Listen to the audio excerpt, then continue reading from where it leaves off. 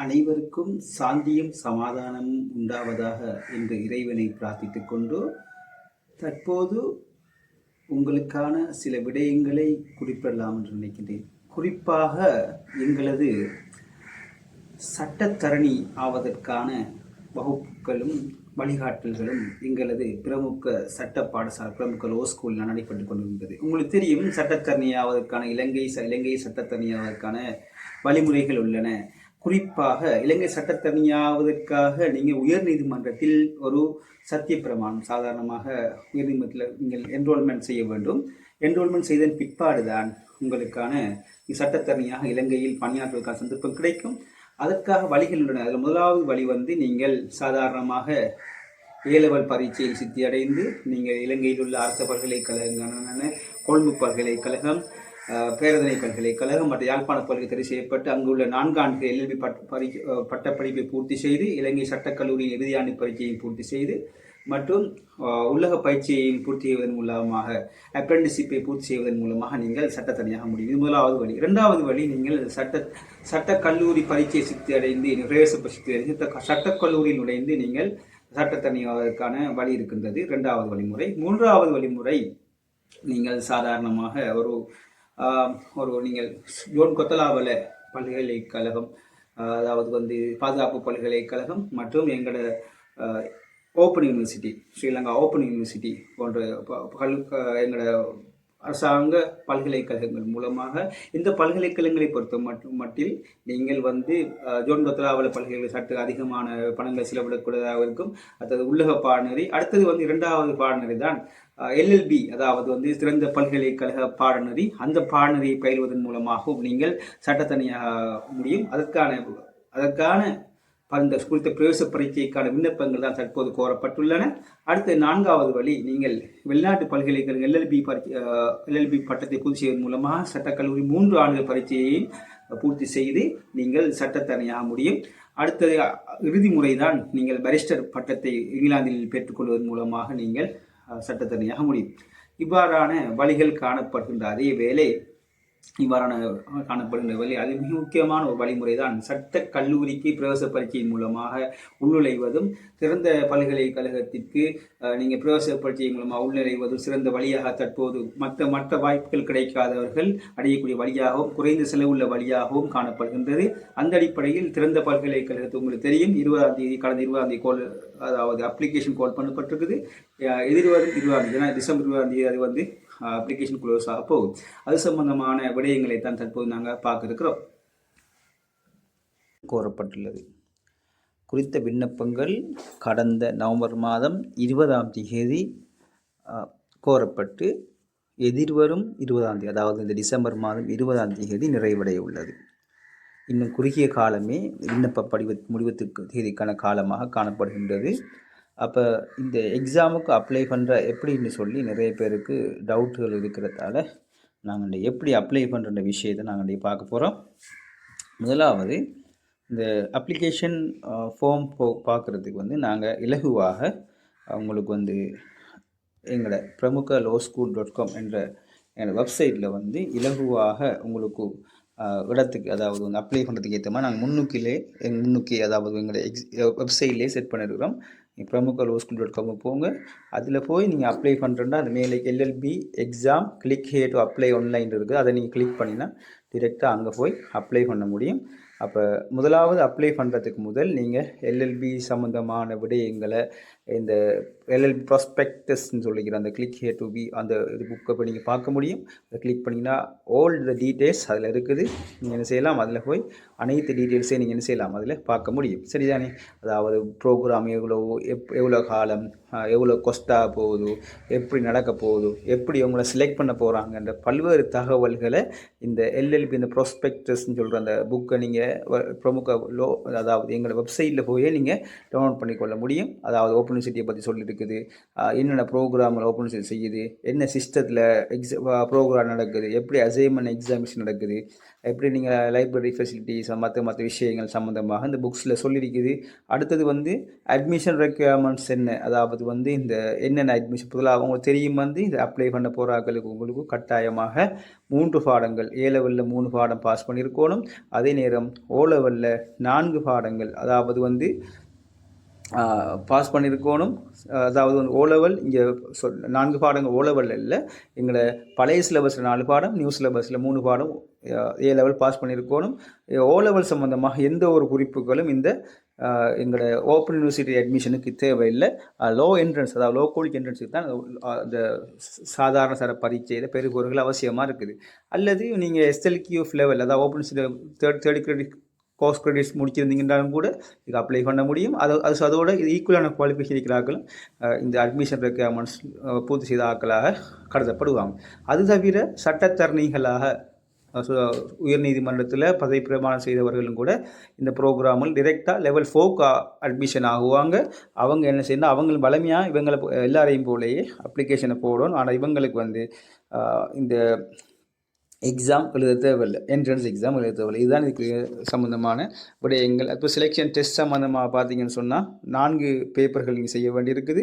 அதில் முதலாவது IQ paper, 2வது ஜென்ரல் நாலேஜ் பேப்பர், அடுத்தது லாங்குவேஜ் ஸ்கில்ஸ் பேப்பர். அதை நீங்கள் தமிழ்லையும் செய்யலாம், சிங்களத்தையும் செய்யலாம். அடுத்தது இங்கிலீஷ் லாங்குவேஜ் பேப்பர். அது ஜென்ரல் நாலேஜ் என்ன மொழி மூலத்தை நீங்கள் செய்கிறீங்களோ அந்த மொழி மூலம் தான் உங்களோட படிப்புக்கான மொழி மூலமாக LLB படிப்புக்கான மொழி மூலமாகவும் கருதப்படும். சரியா? ரைட். இவ்வளோ தான் இதில் சொல்ல வேண்டிய விஷயம். அடுத்தது வந்து இந்த குறித்த LLB பாடநெறியானது பின்வரும் கீழே காட்டப்பட்ட நிலையங்கள் அதாவது 10 நிலையங்களில் தான் நடக்குது.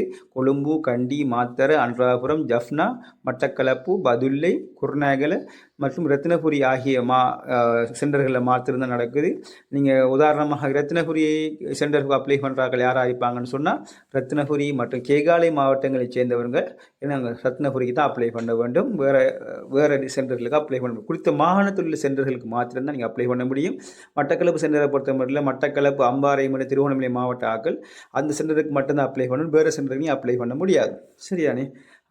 அது தவிர எப்படி ஐடென்டிஃபை பண்ணுறேன்னு பார்த்தீங்கன்னு சொன்னால் நீங்கள் ஒட்டோவா டிஸ்ட்ரிக்டை கொடுத்த உடனே ஒட்டோவா அந்த ஒட்டோவாவே என்ன செய்யும், அந்த இதை செலக்ட் பண்ணும்.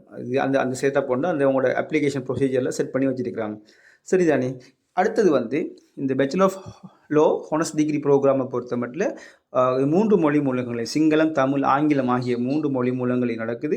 இந்த டியூரேஷன் ஆஃப் த ப்ரோக்ராமை பார்த்தீங்கன்னு சொன்னால் சாதாரணமாக 4 வருஷங்கள் அவங்களுக்கு வழங்கப்படுது. மினிமம் 4 வருடங்களை முடிக்க முடியும். சட்டத்தரணிகளாக இருந்தால் 3 வருஷத்தில் முடிக்க முடியும். ஆனால் அவங்களுக்கு வந்து மேக்ஸிமம் 12 வருஷம் தராங்க. அதுக்குள்ளே நீங்கள் முடிக்கலாம்னு சொல்லி தராங்க. சரியா?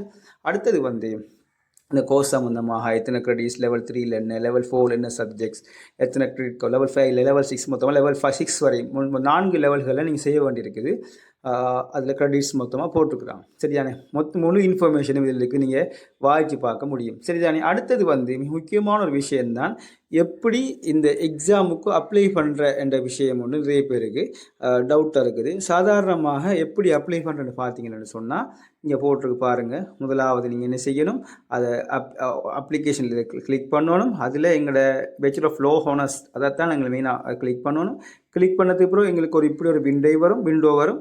அதில் நீங்கள் எல்லா டீட்டெயில்ஸையும் ப்ரோக்ராம் கோட் எல்லாமே கொடுத்துட்டு நீங்கள் என்ன செய்யலாம், அப்ளை நவ் அதாவது எல்லாமே இருக்கும். அப்போ கிளிக் பண்ண அப்ளை நவ் கொடுத்தீங்கன்னு சொன்னால் ஒட்டோவா அப்ளிகேஷன் ப்ராசஸுக்கு போகும். அப்ளிகேஷன் ப்ராசஸ் வந்து சாதாரணமாக உங்களுக்கு ஓடிபின்னு கிடைக்கப்படுமாக இருந்தால் அந்த ஓடிபி 5 நிமிடத்துக்குள்ளே எக்ஸ்பயர்ட் ஆகிடும். விரைவாக நீங்கள் அப்ளிகேஷனை ஃபில் பண்ணி முடிக்க வேண்டும். சரிதானே? முதலாவது என்ன கேட்பாங்கன்னு சொன்னால் உங்களோட மொபைல் நம்பரை கேட்பாங்க. உங்கள் சரியான மொபைல் நம்பர் டயலாக் ஏர்டெல்னா ஏர்டெல் அந்த நம்பரை கொடுத்துட்டு அடுத்தது வந்து ப்ரோக்ராமுக்குள்ளே நீங்கள் பேச்சுலர் ஆஃப் லோ ஹானர்ஸ் 2025 கொடுப்பீங்க. NIC நம்பரை கொடுக்கணும். அது தவிர இமெயில் அட்ரஸை நீங்கள் எல்லாம் கொடுத்துட்டு பிறகு வந்து எஜுகேஷன் குவாலிஃபிகேஷன் நீங்கள் ஒவ்வொன்றோண்டா அதை கிளிக் பண்ணி எட் பண்ண வேண்டும். அதுக்கப்புறம் டீட்டெயில்ஸ் உங்களோட பேர், இனிஷியலோட பேர், டேட் ஆஃப் பர்த் எல்லாமே ஃபுல்லாக ஃபில் பண்ணினதுக்கு பிறகு என்ன செய்யலாம்னு சொன்னால், நீங்கள் ஸ்பெஷல் டிசேபிலிட்டிஸ் இருந்தால் அதை நீங்கள் கிளிக் பண்ணணும். அதாவது கால் ஊனம், கை ஊனம் அப்படியான ஆட்களும் கூட அதை கிளிக் பண்ணலாம். உங்கள் விசேட அனுமதிக்காக நீங்கள் அதாவது நீங்கள் சில நேரங்களில் எக்ஸாம்களுக்கு அந்த அப்படியான இடங்களை உங்களுக்கு சூஸ் பண்ணக்குள்ள அது வசதியாக இருக்கும். சரியா? அப்போ நீங்கள் அப்படியே டிசேபிலிட்டி இருக்கிறார்கள், டிசேபிலிட்டியை கட்டாயம் மென்ஷன் பண்ணுங்கள். அது பிறகு வந்து கரண்ட்லி எம்ப்ளாய்டுனா என்ன எம்ப்ளாய்மெண்ட் லைக்கிங்கிற விஷயத்தையும் நீங்கள் கிளிக் பண்ண வேண்டும். சரியா? அது தவிர என்ன மீடியத்தில் அப்ளை பண்ண போகிறீங்கன்னு சொல்லி நீங்கள் அப்ளை பண்ணணும். உதாரணத்துக்கு இப்போ இங்கிலீஷ் மீடியத்தில் அப்ளை பண்ணீங்கன்னு சொன்னால் எல்லா பேப்பரும் இங்கிலீஷில் செய்ய வேண்டியிருக்கும். லாங்குவேஜ் ஸ்கில்ஸ் பேப்பரை மட்டும் தமிழ்லையோ சிங்களத்தில் செய்ய வேண்டியிருக்கும். மற்ற சிங்கள மீடியத்தில் அப்ளை பண்ணிங்கன்னு சொன்னால் அல்லது தமிழ் மீடியத்தில் அப்ளை பண்ணிங்கன்னு சொன்னால் எல்லா பேப்பரும் சிங்களமோ தமிழில் வரும். அந்த இங்கிலீஷ் பேப்பர் மட்டும் கட்டாயமாக எல்லாருமே செய்ய வேண்டிய பேப்பர். அவ்வளோ வந்து இது விஷயம். அடுத்த டிக்ளரேஷனை கிளிக் பண்ணிவிட்டு நீங்கள் சப்மிட் பண்ணினீங்கன்னு சொன்னால் பிறகு வந்து டிரெக்டாக போகும். அதுக்கு பிறகு வந்து அப்ளிகேஷன் சம்மரி வரும். அதுக்கு பிறகு வந்து கண்டினியூ பண்ணிட்டீங்கன்னு சொன்னால் பிறகு இந்த அறிக்கை பாருங்கள். நீங்கள் ஃபுல்லாக வந்து உங்களோட எல்லா ஓடிபியும் கொடுத்ததுக்கு பிறகு உங்கள் என்ஐசிலாம் கொடுத்ததுக்கு பிறகு உங்கள் இமெயில் அட்ரஸையும் கொடுத்தது. இமெயில் அட்ரஸ் ஒரு ஓடிபி வரும். அந்த இமெயில் அட்ரஸ் ஓடிபியையும் இதில் எட் பண்ணி விட்டீங்கன்னு சொன்னால் உங்களோட இமெயில் வெரிஃபை ஆகியும். சாதாரணமாக இந்த குவாலிஃபிகேஷன் நீங்கள் A-level 3 பாடங்களுக்குள்ள இதை கிளிக் பண்ணலாம். அல்லது வந்து A-level 4 பாடம் இருக்கிறார்கள் இதை கிளிக் பண்ண முடியும். அல்லது வந்து இந்த உங்களோட இந்த குவாலிஃபிகேஷன் இருக்கிறாங்க 30 credits SLKF லெவல் ஓப்பன் சீட்டை முடிஞ்சால் இதை கிளிக் பண்ண முடியும். அல்லது வந்து நீங்கள் உங்களோட அதாவது வந்து LLB ஹானர்ஸ் ஈக்குவலான குவாலிஃபிகேஷன் இருக்கிறார்கள் இதை கிளிக் பண்ண முடியும். அல்லது லோயஸ்ட் மாதிரி இதை கிளிக் பண்ண முடியும். அப்போ கிளிக் பண்ணதுக்கு பிறகு வந்து நீங்கள் உங்களோட நம்பர்கள் இருக்கும். அந்த நம்பரை அதாவது லோயஸ்ட் மார்க் நம்பரை என்டர் பண்ணதுக்கு பிறகு நீங்கள் அவங்களோட டீட்டெயில்ஸை பர்சனல் டீட்டெயில்ஸை நீங்கள் என்டர் பண்ண முடியும். ஃபுல் நேம், அப்போ எந்த பேர் வந்து அப்போ உங்களோட ஃபுல் நேமை இதில் எட் பண்ணலாம். எட் பண்ணதுக்கு பிறகு நீங்கள் என்ன செய்யலாம், அப்போ இனிஷியலாக ஒட்டோவாவை எடுத்துடும் டேட் ஆஃப் பர்த்னு டேட் ஆஃப் பர்த்தை நீங்கள் கொடுக்க முடியும். டேட் ஆஃப் பர்த்தை கேட்டதுக்கு பிறகு உங்களோட இதை கேட்கும். நீங்கள் மேலா ஃபீமேலான்னு சொல்லி உங்களோட மேல்னா மேல், ஃபீமேல்னா ஃபீமேல். அதுக்கப்புறம் உங்களோட அட்ரஸை கேட்கும். அட்ரஸை நீங்கள் என்டர் பண்ண முடியும். என்டர் பண்ண டிஸ்ட்ரிக்டை கேட்கும். டிஸ்ட்ரிக்டை நீங்கள் பெட்டிக்குளோவா, கொழும்பா, அம்பாறையா எந்த ஒரு டிஸ்ட்ரிக்டை நீங்கள் என்ன செய்யலாம் எட் பண்ணிக்கொள்ள முடியும். அதை திருங்கோமலி அல்லது வந்து அன்றாபுரம் அந்த டிஸ்ட்ரிக்டில் நீங்கள் என்ன செய்யலாம் ஆட் பண்ணிக்கொள்ள முடியும். ஆட் பண்ணின பிறகு வந்து உங்களோட சிவில் ஸ்டேட்டஸ் கல்யாணம் எப்போ முடிச்சிருக்கீங்க அந்த விஷயத்தை கேட்கும். அதை நீங்கள் கல்யாணம் முடிச்ச சிங்கிள்னா சிங்கிள், மெரிட்னா மெரிட், அதர் அப்படி நீங்கள் உங்களுக்கு தேவையானதுகளை நீங்கள் என்ன செய்யலாம் செலக்ட் சிங்கிள்னா சிங்கிள் அல்லது மெரிட்னா மெரிட் இப்படி தேவையானதுகளை நீங்கள் என்டர் பண்ணிக்கொள்ள முடியும். ஆக்களாக இருந்தால் கரண்ட்லி எம்ப்ளாய்டு அல்லது வந்து வேலை செய்யாத ஆக்கள்னு சொன்னால் வேலை செய்யாத ஆக்கள் ஏதாவது ஒன்று உங்களை என்டர் பண்ணிக்கொள்ள முடியும். வேலை செய்கிறான்னா வேலை செய்கிறாள் அல்லது வந்து அதை கிளிக் பண்ணலைன்னு சொன்னால் அது உங்களை அப்படியே விடுபடும். அல்லது டியூ எனி ஸ்பெஷல் நீட்ஸ்னால் அதை நீங்கள் கிளிக் பண்ணலாம். அது வீல் சேர் சேவனா வீல் சேர் எக்ஸஸ் ரெக்கார்ட் அப்போ அதை நீங்கள் என்டர் பண்ணிக்கொள்ள முடியும். அதுக்கப்புறம் என்டர் பண்ணதுக்கப்புறம் ப்ரோக்ராம் சென்டர் மீடியத்துக்கு இருக்கும் தேவையான சென்டர் மெடிக்கலோண்டா பெட்டிக்கலோ அப்போ நீங்கள் ஏதாவது சென்டர் மீடியம் என்னென்னு சொல்ல தமிழ் மீடியம், இங்கிலீஷ் மீடியம். அப்போ இங்கிலீஷ் மீடியம் தான் இங்கிலீஷ் மீடியத்தை கிளிக் பண்ணலாம். சிங்கள மீடியம் ஏதாவது மீடியத்தை நீங்கள் கிளிக் பண்ணிக்கொள்ள முடியும். ஓட்டோவா நான் பெட்டிக்குலோ சிங்கோன்னு கொடுத்தா பெட்டிக்குலோவை டிடெக்ட் பண்ணும். அது அம்பாரன்னு கொடுத்தா பெட்டிக்குலோவை டிடெக்ட் பண்ணும். அப்படி ஒரு செட்டப் ஒன்று செஞ்சுருக்கிறாங்க. உங்களோட எந்த டிஸ்ட்ரிக்கோ அந்த டிஸ்ட்ரிக்டை சரியான டிஸ்ட்ரிக்ட் நீங்கள் கொடுங்கோ அப்போ கொடுத்த உடனே உங்களுக்கு ஓட்டோவா டிடெக்ட் பண்ணும். சரியானே? இப்போ இங்கிலீஷ் மீடியம்னா இங்கிலீஷ் மீடியத்தை நீங்கள் கிளிக் பண்ணிக்கொள்ள முடியும். சரியானே? அது முடிய நீங்கள் என்ன செய்யலாம்னு சொன்னால் சாதாரணமாக டிக்ளரேஷன்ஸ் கேட்பாங்க. I hereby declare that all the information provide. அப்போ இதை நீங்கள் கிளிக் பண்ணினீங்கன்னு சொன்னால் ஓட்டோவா நீங்கள் உங்களோட பர்சனல் இன்ஃபர்மேஷனை இந்த சோப்பு பட்டனை கிளிக் பண்ணத்தின் மூலமாக ஒரு டிரெக்டாக பேமெண்ட்டுக்கு கொண்டு விடும். அப்போ பேமெண்ட்டை நீங்கள் அதுக்கு பிறகு நீங்கள் செய்ய முடியும். சாதாரணமாக எப்படின்னு சொன்னால் இதை கிளிக் பண்ணுங்கள். கிளிக் பண்ணதுக்கு பிறகு நீங்கள் 7,000 ரூபா 6,000 ரூபா இல்லை 7,000 ரூபா உங்களுக்கான ஃபீஸாக இருக்கும்.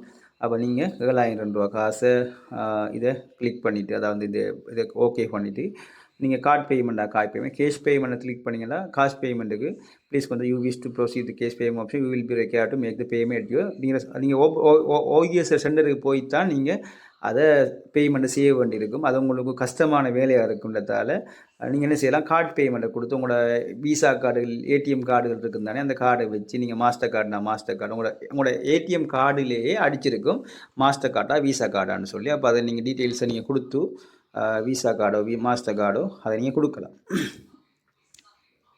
விசா கார்டை கிளிக் பண்ணலாம், அல்லது மாஸ்டர் கார்டு இருக்கிறார்கள், மாஸ்டர் கார்டு ஏதாவது ஒரு கார்டை கிளிக் பண்ணிவிட்டு அந்த கார்டு நம்பர் இதில் போடுவீங்க. அப்போ எக்ஸ்பைரேஷன் மந்த் அதுக்கு பிறகு சிவிஎன் நம்பருங்கிறது உங்களோட கார்டுக்கு பின்னால் இருக்கிற நம்பர் கொடுத்துட்டு பே பண்ணிங்கன்னா ஓட்டோவாக உங்களோட பேமெண்ட் எல்லாம் போயிடும். சரியா? அவ்வளோதான் அதில் இருக்கிற டீட்டெயில்ஸ். கார்டு நம்பர் என்டர் பண்ணது பிறகு எக்ஸ்பைரேஷன் டேட்லாம் இருக்கும். எக்ஸ்பைரேஷன் மந்த், எக்ஸ்பைரேஷன் இயர், அப்போ எல்லாம் எட் பண்ணின பிறகு சிவிஎன் நம்பருங்கிறது உங்களுக்கு பின்னால் இருக்கிற நம்பர். அந்த நம்பர் இந்த பின்னால் சில ஆட்களுக்கு 235 இருக்கும், ஏதாவது ஒரு நம்பர், அல்லது 632 ஏதாவது ஒரு நம்பர். அந்த நம்பரை எட் பண்ணுங்கள். எந்த நம்பராக இருக்கலாம், அல்லது 693 இருக்கலாம், அல்லது ஏதாவது ஒரு நம்பராக இருக்கலாம்.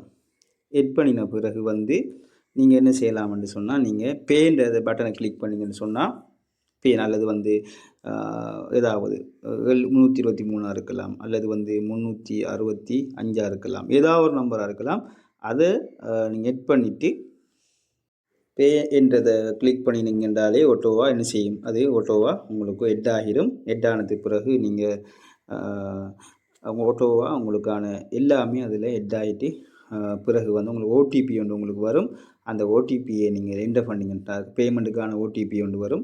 ஓடிபியை நீங்கள் என்டர் பண்ணிங்கன்னு சொன்னால் சாதாரணமாக உங்களுக்கான பேமெண்ட் ப்ராசஸ் ஆகி உங்களுக்கான அனைத்து விஷயங்களும் உங்களுக்கு கிளியர் ஆகிடும். சாதாரணமாக ஓடிபி வந்ததுக்கு பிறகு அந்த ஓடிபியை நீங்கள் இதில் டைப் பண்ணி நீங்கள் போடலாம். போட்டதுக்கு பிறகு சப்மிட் பண்ணிங்கன்னு சொன்னால் சாதாரணமாக உங்களோட எக்ஸாம் அப்ளிகேஷன் முழுமையாக ஃபுல்லாக பேமெண்ட் சக்ஸஸ்ஃபுல், அனைத்தும் நிகழ கட்டுப்பட்டுருக்குது. அப்போ எல்லாமே அதில் டீட்டெயில்ஸாக வந்துடும். வந்ததுக்கு பிறகு ஓகே பண்ணுங்க. அப்போ தேவையான ஸ்க்ரீன்ஷாட் எடுத்துக்கொள்ளுங்க. தேவைப்படுது ஓகே பண்ணுங்க. ஓட்டோவாக ஓகே ஆகிடும். ஆனதுக்கு பிறகு உங்களோட அப்ளிகேஷன் ஓகே ஆகிட்டுன்னு சொல்லி உங்களுக்கு மெசேஜை தட்டி பாருங்கள். மெசேஜில் உங்களுக்கு வந்திருக்கும். நீங்கள் சாதாரணமாக அந்த மெசேஜை பாருங்கள். அதில்